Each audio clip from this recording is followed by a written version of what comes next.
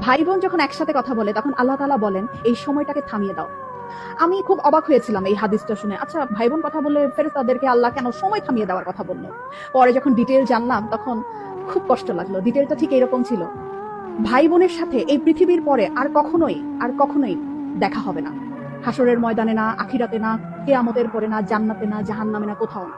বাবা মার সাথে দেখা হওয়ার সম্ভাবনা আছে, স্বামী স্ত্রীর সাথেও দেখা হওয়ার সম্ভাবনা আছে, ছেলে মেয়ের সাথেও দেখা হওয়ার সম্ভাবনা আছে, কিন্তু ভাই বোনের সাথে সম্পর্ক শুধুমাত্র এই পৃথিবী পর্যন্তই।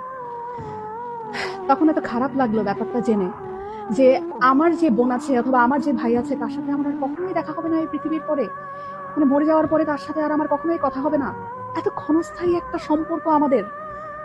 যারা সম্পত্তি নিয়ে ঝামেলা করে ভাই বোনের সাথে কথা বলে না, যারা অনেক ঝগড়া বিবাদের কারণে ভাই বোনদের সাথে কথা বলা বন্ধ করে দেয়, তারা না করেন না এই ব্যাপারটা।